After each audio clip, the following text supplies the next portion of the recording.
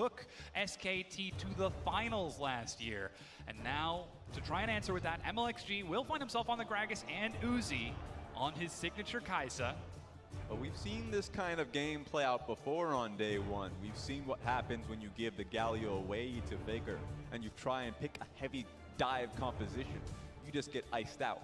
So for Korea, I like what I see here. You can't dive Ashe and Alistar. It's going to be fairly difficult, especially with Galio looming over. Headbutt Pulverize is going to stop you in your tracks. So for China, you have to play it smart. I would like to see the Akali go in the mid lane. It just makes it so you're going to have to play a little bit of a slower game. And MLXG getting onto Gragas is actually fairly important for the team fights. Last time around, he had the Olaf, which makes it difficult to isolate individuals. This time around, if Galio comes up, you can isolate him. Maybe you can kill him early on. Yeah, there's still plenty of flexibility in where that Akali ends up going, but Team Korea, they've got so many advantages coming into this red side. As that red side last pick, they can save that for Keen and give him a carry matchup into Let Me. Even taking the Darius into Cho'Gath like we saw yesterday. Supposedly a difficult matchup, but winning it with almost no problem, while even getting double support ban away from Ming. Team Korea are so prepared coming into this. I love what I see here. Morgana and Tahm Kench, two amazing supports that look to save out your AD carry. Kai'Sa's going to be on her own on this one. Even if you pick up, let's say, a Braum that's left up. If it's going to be a Braum Gragas composition from China, it's going to be a little bit difficult to dive on towards the Kai'Sa. But remember, Kai'Sa now has to think. If she dives in, she won't have Tahm Kench to whisk her away, and the Morgana Dark Shield will actually not be there for her too. So it's going to be on Uzi to really just get a microscope in these team fights to see if they're the right ones to pick. And interestingly enough, we're seeing Score take a Kindred into the jungle. Throughout this tournament, he's been primarily sticking to the Gragas, to the jungle, filling a tank utility role for his team, setting up with the big engages, setting up as the big tanky frontliners. But this time, he seems to be taking that big carry on the Kindred, and an Aurelia is picked up for Team China as they will finally round things out with their support last. We'll get to the Aurelia in a bit just because Xie has made a name of that one in his own region, but for the Kindred pickup, because you're right, Score is great in terms of slowing the pace of the game down and making it so he can facilitate for his laners. But when Kindred's in the meta, he's the one you look towards because he is a phenomenal Kindred player. And so with Korea's composition, Galio, Alistar, Kindred, they can pick the fights. If China picks the fights, then of course you get iced out with a Kindred ultimate.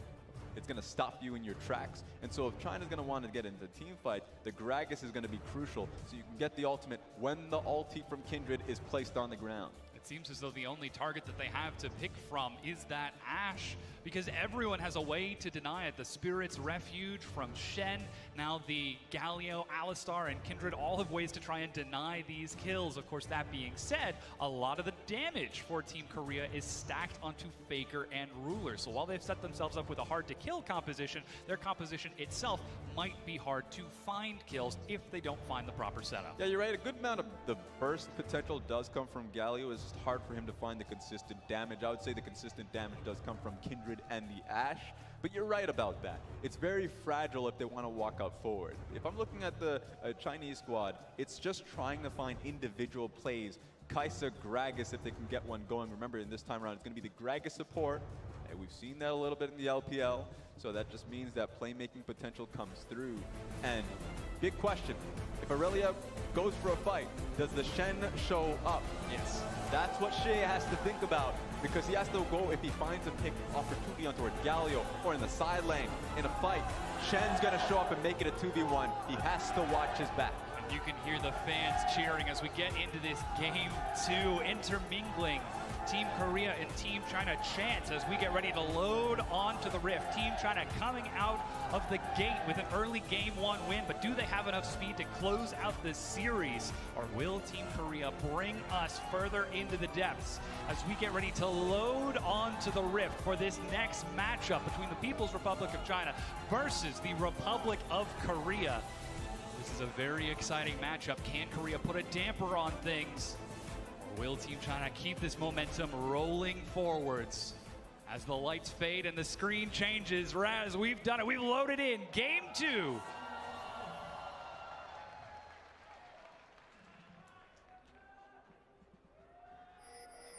Now here's what's important. Of course, the composition from Korea does mean that they have to be in tune with each other. Kindred, She can find the proper counter ganks, of course, or supporting bottom lane if they need protection from a dive. But they need to know what's happening on the opposite side of the map. Shen, 100%. But for China, it feels kind of like a horror movie where they're trying to isolate you, put you in solid in the side lane. So Akali is great in the side lane up against the Shen. Same can be said with the Irelia as well. And we've seen how Uzi ends up playing with the Kai'Sa. Mid lane push, sure, but if he finds himself some time, then he wants to be able to put in a side lane pressure as well. So both of these teams, it's going to find it incredibly difficult to get a 1v1 in the solo lane. It's going to be how both these teams plug into each other. And that's where it's so important to keep vision on where your enemy laners are, keep vision on where the jungler is. And this is the big strength of the Team Korea roster, that they are so familiar playing the intimate meta game, that intimate macro game, that macro knowledge that is so difficult to match. Very well could be a strength for them in this matchup if they're able to pick and choose which lanes they want to send that Shen to, send that Galio to. But still, we've got to get through that early game before we start reaching that split push period. Already we do see a red buff start from both junglers as they match on opposite sides, and Xie trying to keep pace with Faker very early on. This is going to be important here. Faker's naturally pushing that's in. The blade Here surge. we go. He's nearly got another hit, but Faker heals it up. This is the worry here. Faker needs help from the Kindred, but Kindred's just on her first push, only really got the Raptors and red buff for herself, so Faker has to calm down, get the potions running up.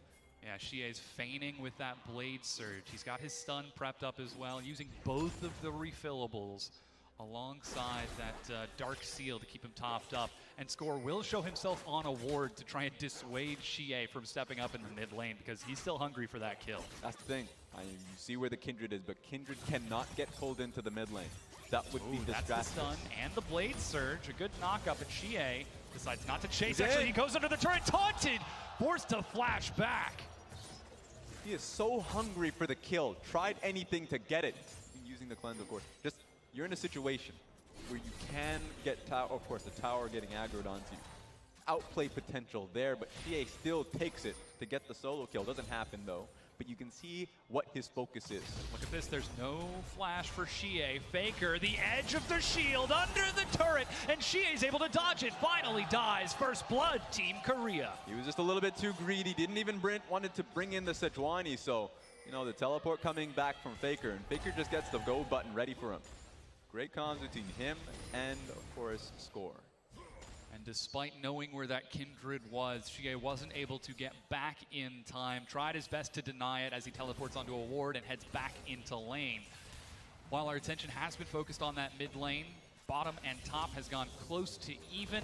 The lore matchup between Akali and Shen, the two Ionian ninjas as they go head to head against each other.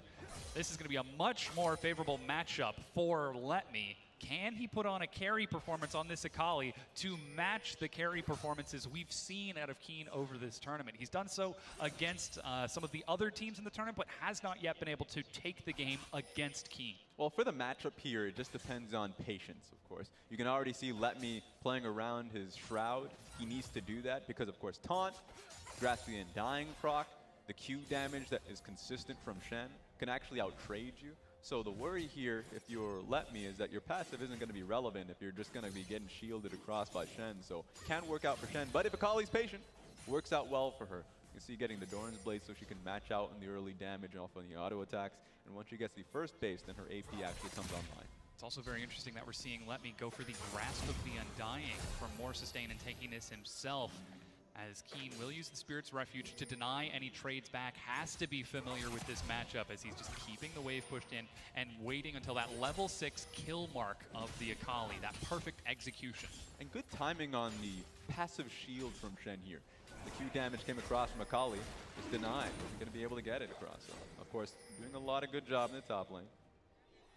We just saw Score trying to step into the Dragon Pit. I believe that was a ward that was killed and turned into a zombie ward for Team China. That gave vision that the Dragon was being done. MLXG is stepping forward to help Xie clear this out.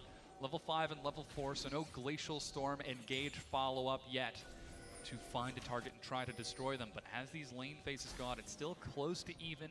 No upsets on either side. Guess they didn't get to see that ward, but you can see what the strategy is from China really early on. Once again, playing through mid here. So That's the bait that I was making a mention of. If Score tries to play to a 2v2 mid lane, then the worry is Sejuani passive is going to nail you, and the Irelia consistent damage and stun off her E is what's going to be the cause the play to work in her favor. So for China, you want to see a 2v2 happen through mid lane. Irelia and Sejuani should win out. They very well could, though Faker is trying to do his best to deny that, as he's got himself a blasting wand first on that Galio. No catalyst, he's going for the damage to try and get through the Sejuani and Aurelia's health before they get through his own. It's a risky play if it pays off, but now Score turning onto this marked Scuttlecrab gets there well before MLXG. He might just want the AP simply to actually blow up the backline minions. Mage minions really the only thing stopping him from getting a full clear. So when he tries to push up the wave, and if the backline wave just stays at 1 HP, then he's stuck in a really bad position in lane. So he's just trying to get his Q, at the very least, high enough damage so he can push out properly. And you can see how important that mid-jungle matchup is, as Faker and Score on your screen are just talking back and forth, calling out the players of Team China. Where are they? Where are they moving? How are the waves positioned? What vision do they have? What objectives can we look to take? Constantly communicating back and forth, whereas Team China doing the same. As you can see, Xie and Let Me constantly talking back and forth. One of those answers could be the Rift Herald when it comes up in a few minutes, because you can already see pressure top line is starting to work well for the Akali when she's starting to push out. And you already know what's happening through Aurelia. So one of Sejuani's greatest strengths is her consistent damage onto these larger objectives, dragons and Rift Heralds. And MLXG has always fancied himself a solo dragon or a Rift Herald. And if he can do that, if he has the control ward to be placing on it, then that's the way he'll go for it. Well, he's still got 2.5 minutes on the clock until that Rift Herald spawns. But with that first dragon being an Infernal, that should be the priority for both of these teams, and a lot of that comes down to the bottom lane control. The Kai'Sa versus Ashe and Gragas versus Alistar. There's big engage on both sides, big damage as well from the Ashe and Kai'Sa, now that we see the Guinsoo's Rageblade on the way for Uzi and the Bilgewater Cutlass for Ruler. And with the wave starting to push up and Score on this side of the map, level 6 is picked up, and this could be the opportunity. You could see something here. Kindred is in the area, so not close enough for her to just fire off the Enchanted Crystal Arrow, but at least to have it in the backside of your head. Here we go, though. LXG is level 6. Faker and Xie both have their flashes back up. Xie lands the stun. Shield of Duran denies it. As MLXG walks through vision, just looking for an opening, looking for a single mistake or slip up, but not finding one just yet. So this is looking good for Faker at the very least. I mean, close in CS. He's denied a lot of the plays that have been coming through from the Sejuani, and they've actually cleared a lot of vision towards Dragon. So you mentioned it. First priority could be the Infernal Dragon, and Korea is in a good spot to contest. We actually just saw teleport used by Keen in the top lane. As Shen, he's got Stand United, so if a fight were to break out, he could be able to join up rather quickly, unless Letme's able to assassinate him 100-0 before the Stand United completes, which is certainly a possibility with that Akali. You can already see CoreJJ and Ruler's attitude in lane changing. They're trying to get a push, which could play into this fight. Ming just drops the cask. A good flash gets out of this, but that's immediately the follow-up. Glacial Storm lands. Uzi goes in and finds himself the kill alongside Ming. Score is forced to get in there as teleport is completed from Let Me. He's looking for Score, trying to chase him down. The second perfect execution doesn't find the burst damage, but he follows him over the wall as Ming finds the kill, lands respite, but Score has got nowhere to go. Let Me finds the solo kill. Unreal, such a sticky champion. Joins in the fight and he knows he can follow the Kindred. A massive win for Team China. You can hear the fans chanting Team China fighting as they're now taking an advantage in this game. 700 gold ahead. Faker's holding down the fort in the mid lane as Keen is trying to counter push up top, but that's already an accelerated bottom, jungle, and top for Team China. I hope we get another replay on that one, because it really started with the attitude change of Ruler and CoreJJ. They wanted to set up around Dragon. The key way to do it, step one, push bottom lane. They tried to do it. MLXG found the window to just jump on him. Uzi follows through, gets the initial kill, immediate teleport too. So everyone was plugged into the play. They knew that was coming through, and Let Me joined in. Just teleported in. Usually like, okay, I protected the play, but he's like, wait a minute. I found myself a Kindred. Not only blowing the ultimate from Score, but follows him for the kill as well. Yeah, getting that flash over the wall to follow through. Now 3 kills to 1 for Team China. 2 of those onto Ming He needs that extra gold to get nice and tanky so that he can keep that Kai'Sa alive as the game goes later on. But already we're seeing an advantage, though. Team Korea, they're going back to the scene of the crime and are setting up around this dragon. Yeah, relentless. They wanted to set up to begin with around the dragon. It was stopped beforehand. At the very least, China knows that this is going to happen, so they're going to try and contest, but they've already taken a lot of damage on. They can finish it, smite it. Teleport being started as Dragon has been picked up. CoreJJ with no flash, with no unbreakable will, finds himself going down. That's a stopwatch, and Ruler finds the arrow. Still, though, Uzi happy to chase it, and Ming finds another kill. Xie setting up for the dive, though. Still no flash from Ruler as the minion wave crashes in. Good sidestep on the Sun and the Vanguard's edge, but Uzi takes the aggro. They are juggling it expertly and finds the kill in the end, but over the wall, forced to flash away, and Ming gets out before Score can follow up. Can Xie get out?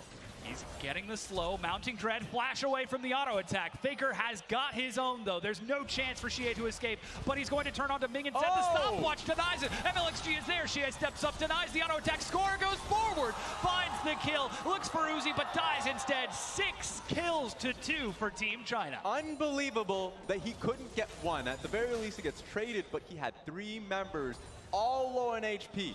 All you needed from the Galio was just that one Q. He was waiting for it. Stopwatch baited you, buddy. Couldn't net him. So there we have it. Massive advantage for China in the end. And this is so unprecedented for Team Korea. They seem to be taking the one-on-one coin flip fights, the 50-50s, the risky gambits, not the sure fights. And here we see it once again. CoreJJ gets caught, and Score just goes a little bit too far to follow up. It just starts from the positioning. There's no way CoreJJ gets out of it, but they try and play it, try and outplay it to begin with. So you lose the 1 kill, that is fine. You were trying to get the dragon. Issue here is Ruler's not going to get away from it because he didn't try and escape to begin with. It doesn't even matter that Xie used all of his abilities and missed. He just tried to zone him, so Ash had to stay underneath the tower. So big win from China, and it was just because they contested the players around the setup for the dragon. And now it's a 1,600 gold advantage for Team China. As Team Korea, they're going to have to reset themselves after those early kills, after that early advantage, because the Infernal Dragon is still in their pocket. They've still got plenty of scaling with the Ashe and Kindred if they're able to make it into the late game and deny the dives from Xie and Uzi, but they're starting to step up. They found him. They know he's got no flash, and they're able to... No! Uzi gets the kill! Stand united, and he finally goes down as Ming is running for his life in the 1-for-1 trade, but it very well could be 1-for-2 as CoreJJ pens the Gragas against the wall, lands the stun, they chase it down, Score gets the kill. Good challenge from Korea at the end of the day. They knew that Uzi was going to try and do something. He had that window ready for him. He had Guinsoo's picked up, so he wanted to fight. He pressed it at the right time. There we go, Ruler coming out with the Ashe arrow, headbutt pulverized. It was just insane to see the outplay. Using his Kai'Sa ultimate to get the extra shield, so he stayed up a little bit longer. So it was an outplay at the end of the day for Uzi to get the kill back, but it was still a 2-for-1 trade in favor of Korea. Now Letme is working on the top tier 1 turret, looking to take that first brick. None of the turrets have been taken yet, but with MLXG taking the Rift Herald, we're sure to see one go down soon. And Keen is still even able to make it back top in time to defend that turret from Letme and deny that gold, but Faker heading over to the blue buff. Blue buff's important. You also have Alistar nearby. It's difficult for a Galio to protect a mid lane push with Rift Herald. He's here just to see if he can get a fight ready. Xie could be the bait. Oh no, Xie looking for the stun, but misses it. Taunt pulls him in, and Xie falls in, hook, line, and sinker. He knew that there were at least 2 members there because blue was being handed off. Didn't expect Alistar to be in the area as well, so that was CC lockdown. No way for him to get out. That's just the mind games from Team Korea. They find an opening and they pounce, and now what was 6 kills to 2 is only 7 kills to 5 as it's equalized 1-for-3 in the long run. And suddenly, Team Korea are getting back into this matchup, clawing their way back to even. Let's take a look at that once again. Xie, he had no vision. Yeah, just trying to get some mana, knew that he had MLXG beside him, and that Kindred would be there, but he didn't expect a 3v2. He expected a 2v2. Of course, unfortunate that he fell down at the end of the day, but this is where you start having the conversation about Korea's composition. We had it pre-game that this was great if they were trying to stop the fights from happening, stop the engages from China, and play reactively. It's starting to work now for Korea, the proper trade bottom lane, and getting the pick onto Xie mid lane. So this is going to be a little bit difficult, a tough road for China for the minutes to come.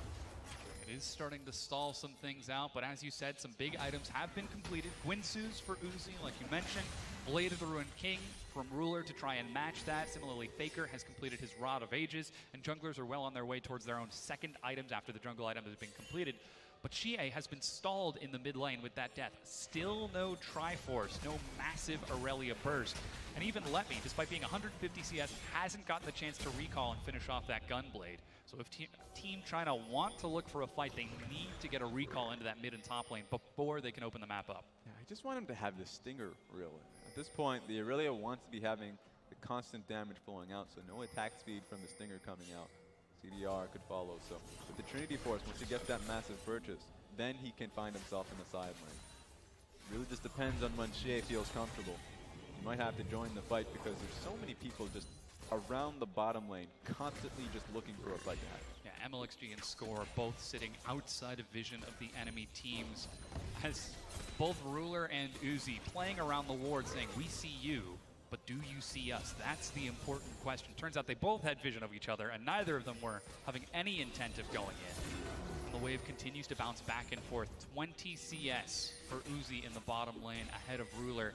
In the mid lane, Faker is 10 ahead, and in the top lane, another 30 for Let Me.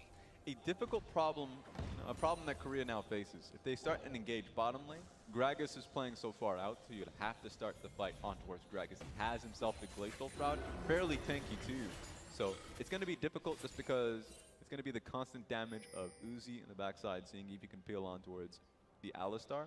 And I think they have the damage with the Guinsoo's already being built up. So China, if a fight were to happen, they might be able to take it. It just depends if the double teleport comes in at the same time with Aurelia and Akali coming in. They've both got those teleports back up. Recall was finished for Let Me. He's level 12 with his second point in that perfect execution. He's finished the Gunblade and has a Blasting Wand as he heads back into the top lane to keep Keen busy, but that does mean the Dragon is now up. Team Korea are already setting up in the river. MLXG is about to run out of time on this Rift Herald, though. They might just trade a mid-tier 1 for what could be this Cloud Dragon. Massive things coming out. Of course, that means that the Rift Herald must be being placed mid. It just depends where he wants to go. At this point, he's just hidden in the jungle. I guess it's going to be leaning top side, so Rift Herald should be going top.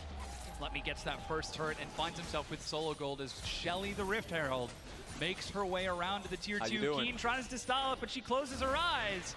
And the second charge will land onto this tier 2. And Let Me still following up for more pressure. This is going to be difficult for Keen going forward with the Gunblade being picked up now. The Akali has a lot of sustain. Won't be 100 to 0 at all. So the trade potential that we were talking about with Shen earlier on in the game does not matter. The only thing he has to worry about is defending the tower. So if Akali gets too close, you can counter, sure. But you can't get far away from your tower or this is going to happen. Yeah, already Let Me trading. That's the Shadow Dash landing. But Score is there, oh, wow. And even the teleport from Faker out of base. Can Let Me outplay this? He uses the perfect execution, and MLXG with the save gets Let Me to safety.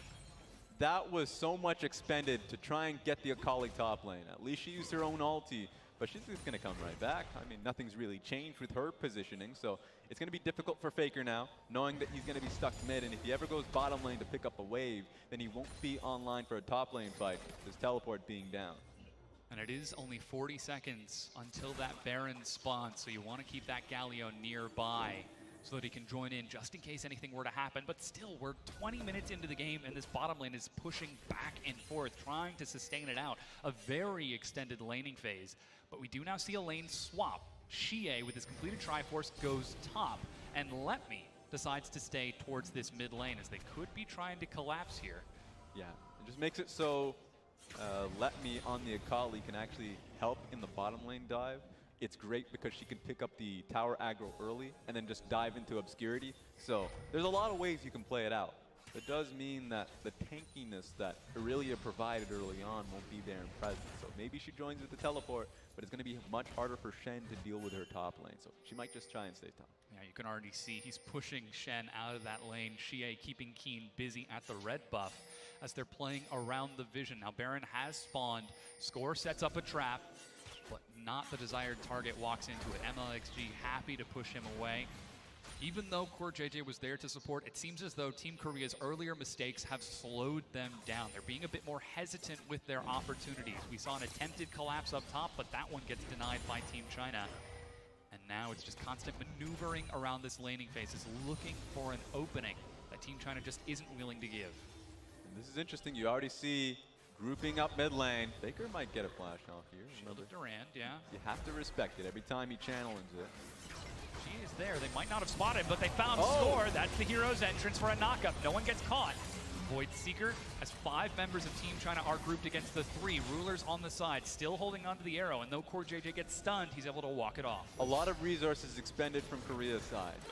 No flash on towards the Kindred, and a Galio ulted just for defense, so that's actually a massive win for China. Next fight they go for could be the Galio that uses his cask in the next fight, that they can come out with a win. Now Uzi starting to step up. He's got 2 items with the Nashor's Tooth and Guinsoo's. It's good old AP Kai'Sa, big plasma burst if he's able to get a handful of auto attacks. And they're starting to try and control these waves as Team China, without even breaking down the mid or bottom tier 1, swap themselves into a 1-3-1, sending that Aurelia and Akali into side lanes to force Team Korea away from these important objectives. It's a good adaptation here for Uzi to go towards the AP build. He knows that he has the AD Bruiser in the Aurelia, that she can be providing a lot of that damage and threat there. So having to deal with the frontliners of Shen, Galio, and Alistar, it's a good idea to rely on your passive damage to proc. And we're still seeing them try to utilize that damage against these turrets. It's a little bit slower because of the raw stats being put towards the passive instead of towards attack damage or attack speed, but that does mean that he can step up in between these waves and start working on that mid-tier 1 turret. Still the split push. Faker's up top. Keen is down bottom. These 2 massive carries sitting on tanks and support roles on this Galio and Shen, and putting all of their investments into Score and Ruler, who find themselves just a bit behind at 0-3-1 and 4-2-0.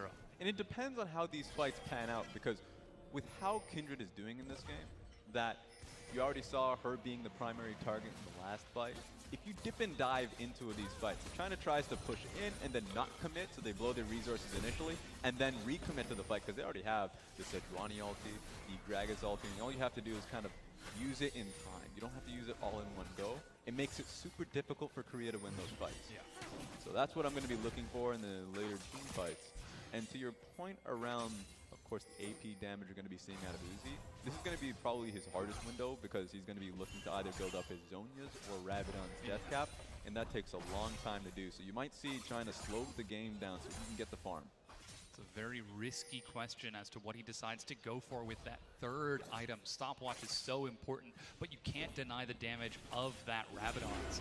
Still, Korea are defending wave after wave as they get pushed in. They don't want to step too far forward. They're starting to clear out vision on the top side. But look at this. The next dragon is spawning in 15 seconds. And it seems as though Team China are ready to fight for it.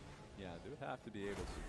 Remember, the 2 early dragons Korea got themselves here, so their dragon's going to be crucial. Faker over the wall, gets a taunt onto 2, and Ming goes down before getting a chance to do anything. Uzi gets some damage onto Core JJ, but he's happy to soak it. With that support gone, all of that dragon setup goes down the drain. Team Korea find an opening, and Faker knocks it down. Getting the kill means that they are now going to be netting the 2nd Infernal Dragon. No MLXG to try and steal it underneath them. Unfortunate for China, but a big pick for Korea. Yeah, Team Korea not going to give this up without a fight. They find an opening and they take it. With that 2nd Infernal, they're still down about 1,300 gold, but happy to take these fights now that they know they've got the openings. And look at the vision that they're setting up across the map. They have got so many wards on that bottom side to enable Keen to push up into Let Me. It's risky because it is that Akali, but he's already got himself the Titanic Hydra and a Spectre's Cowl for sustain against this non-stop Akali damage. Yeah, usually at this stage of the game, now that the dragon's been picked up, you would actually just abandon those wards. That sure, the Akali is going to be a major threat to the Shen later on here, but usually when Keen's put in this situation, he understands that he doesn't need the vision on the bot side, that he's going to play it back to his own tower. So on that end, you're going to be seeing the vision now go towards top side 25 minutes into the game. The Baron is going to be a major threat, and so that's what you're expecting from Team Korea, and it's going to force Team China to respond. And you can see Core JJ trying to step up with some vision from his team this time, not going to overextend, as his wards were what enabled Team Korea to find that kill onto Ming. Didn't even get the chance to flash or use that explosive cask and reset on that last opportunity. But he's getting a little bit more tanky now that he's got himself the Aegis and is trying to set up around the map. Still though, seems as though both teams are maneuvering around the Baron for vision, because now, as you said, this is the next big objective. This is the one that could break the game. Sejuani has great Baron damage, Kai'Sa has great Baron damage. They can burst it if you don't give them the amount of respect they deserve. So it makes a lot of sense for Korea to be hovering over it. Every time mid lane pressure is pushed out by China and they move towards the Baron first, Korea is there just in case. And now they might be trying to collapse on Xie. He's trying to play the 1-3-1 strategy, but Letmi is having some difficulty pushing bottom against Keen, especially now that the adaptive helm is also finished. That's going to put a damper on Uzi's plasma stacks later on. And still just setting up these traps, trying to bait Team China forward and play around this vision. The arrow is ready for Ruler. They've got plenty of engage if they want to try and find it. You're right about the Shen, though. He's going to be a real raid boss as the game goes on. Pick being found here. The arrow onto MLXG. A cask resets this as lots of plasma is stacked up. Teleport started and canceled by Xie as he's heading bottom. And that gets Korea into the mid lane a little bit faster than Team China, and they break down the mid-tier 1 turret, their first of the game. Crucial objective to take mid lane if they're trying to get the Baron vision. Means that they can actually put down deeper control wards in the blue side jungle. So good win from Korea. Just having to expand a few abilities. The Enchanted Crystal Arrow, but has a low cooldown. And this is the Team Korea's pedigree of being so patient, waiting for the right opportunity. Oh no. For Team China, might be caught out here. Core JJ finds the knockup, flash from Ming to get out of there. MLXG on the side. He gets over the wall as Xie is left all alone. The turret is already down. He splits off and flashes away. Team Korea, despite losing the laning phase, losing those kills early on, continue to find these openings. Yeah, that was a great opening from Core JJ to look for a headbutt pulverize. He gets the flash, which is nice off the Gragas. We're going to have to see if he can ever kind of convert that. Oh. Ming is on the side. He's found Faker. Manages to get the body slam onto Core JJ. He's got the ultimate. A cask knocks him back. They're going for the plasma, trying to kill the support. Faker goes in. MLXG is low, but goes golden. And there goes the Lamb's respite. Letmi's ready to get into the fight. Uzi's trying to kite it out on the back, but he can't get through Keen. Letmi steps forward and goes down. Ruler survives in the back, leaving Uzi as the sole survivor. Flash, slow, the arrow, long range will miss as Team China lose 4. So well played from Korea, especially Score coming in with the Lamb's respite. So there is no way for you to net the kill on towards Core JJ, and at the very least extend the time so the entire 5v5 comes through. Akali tries to come in with a flank, but just completely denied. No way for her to really carry out a longer fight without obscurity. As we said, it is so difficult in those extended engages, but now Team Korea, they found the opening, and they're turning onto the Baron. Ming making his way out of the base, and there is no chance unless Uzi can land a miracle Void Seeker. You can hear the fans chanting as they take it down. Team Korea find themselves in the lead. A good response, and it really all starts on the support battle. You know, it's always fun to see the support fights. You see the crowd getting into it. It was a good catch to Ming, which turned into a great catch to Core JJ as you throw the cask into it. Take a look at this. Core JJ tried to find the flashless Ming, but the team was there to get the pick off to Core JJ. Moment Lamb's respite is ready. It saves Ruler, of course, who is getting flanked by the Akali, and they can re-engage around the Galio taunt. So then suddenly, there's no way you can assassinate Ruler any longer. State comes out of the fight with 1 HP. Oh, looks like MLXG gets caught very overextended, forced to dash away, leaving Uzi all by himself. Stand united. Keen eats a stun and will not follow with a flash shadow dash. As Team China now forced to back away. Dragons up in 30 seconds, and the stun will stop Team Korea from following, but looks like they've already got the Baron, they've got the wave prep bottom, and they're set up for this Dragon. Great cast from Ming to stop Sejuani from, dying, falling in the hands of Korea. At the very least, Korea can go back and get the Dragon now. So just keep trying to fish for a kill. Yeah, if they so desire. It seems like right now they're going to focus on turrets. We're 30 minutes into the game, and that's now the second turret being taken by Team Korea. This laning phase has been stalled and slowed so much by Team Korea to hold on to their mid lane, to hold on to their bottom lane. And despite the constant splitting from Xie and Let Me, they're just not able to do anything, as that is triple Infernal Dragon for Team Korea. There we go, team fight ready. And with the next one looking to be the Elder Dragon, there's no way you can team fight into the Korea. You have to be creative about it. Ming is going to be crucial if he can get the proper body slam and cast. We'll have to see if that's the case, but Korea's been playing very safely in the late game. Yeah, the mid-tier 2 is broken. Faker already prepping the wave bottom. He's level 17 with a Rabadon's death cap after Zhonya's. So not only is he tanky, but he is also going to do a lot of damage as his team collapses to finish off this next turret. Team China's window of opportunity is getting smaller and smaller as it's Team Korea forcing them to defend. And it's such a hard job for Let Me. Just take a look at him. He's trying to be useful, but he's going up against a Kindred with Hexdrinker and an Ashe with Maw Malmortius. If he tries to go into the assassination, there's no way you can do it, and put him in a side lane. And you already talked about the heavy magic as this Keen has picked up for himself. So it's such a tough road for the Akali because the assassination is no longer a viable route. I mean, even the Locket of Iron Solari to pop up an additional shield to keep his carries alive whenever he joins into these fights. There is so much denial out of Team Korea. Xie completes his recall as he heads back to base, but Baron still on Team Korea. They've broken down both the mid and bottom tier 2s, not getting to the inhibitors just yet, as Uzi will finally break down the bottom tier 1. But even so, look at how much has been invested to try and defend this. He's continuing to push up against Keen, and Team Korea are looking for the bottom tier 2 turret. Yeah, a little bit too many people in the bottom lane. This is going to be a major push top Keen side. is being doved. His health is going low. What? Forced to flash away, as I believe that was Faker getting involved in that play. The bottom tier 2 is traded. Looks like we might have a base race. Uzi trying to outplay this, but Faker is doing damage, and Keen finds the kill. Team China trying to base race, and it blows up in their face as Keen and Faker get the outplay and chase these down. They're losing an inhibitor top. 50-second death timer on Uzi. This should be the kill here for Korea. There's no reason for him to stop now.